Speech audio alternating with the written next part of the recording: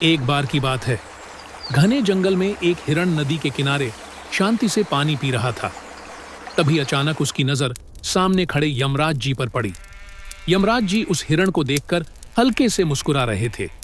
यमराज जी की मुस्कान देखकर हिरण का हृदय कांप उठा।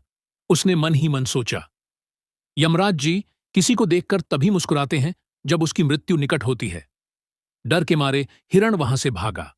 भागते भागते वह सीधे भगवान विष्णु के सेवक शेषनाग के पास पहुंच गया।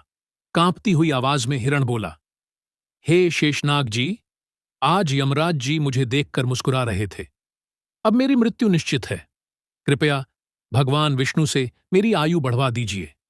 शेषनाग जी शांत स्वर में बोले, डरो मत पुत्र, पहले मेरी शरण में आओ। उन्होंने हिरण को सुरक्षित स्थान पर बैठाया और कहा, भगवान को अभी परेशान करने की आवश्यकता नहीं, पहले मैं स्वयं यमराज जी से बात करता हूं। इतना कहकर शेषनाग जी सीधे यमलोक पहुंचे। यमराज जी ने उन्हें आदरपूर्वक देखकर पूछा, शेषनाग जी, आज यमलोक आने का क्या कारण है? शेषनाग जी बोले, आज आपने जंगल में एक हिरण को देखकर मुस्कान दी थी। वह मेरा भक्त है। यदि उसकी मृत्यु का समय निकट है तो कृपया उसे टाल दीजिए। यमराज जी मुस्कुराए और बोले, मैं उस हिरण पर नहीं, उसके भाग्य पर मुस्कुराया था। उन्होंने आगे कहा, वह हिरण जंगल में सुरक्षित था, लेकिन उसके भाग्य में मृत्यु 7 पहाड़ियों पार एक गुफा में गिरते पत्थर से लिखी थी। मैं यह सोचकर मुस्कुरा रहा था कि वह हिरण वहां पहुंचेगा कैसे।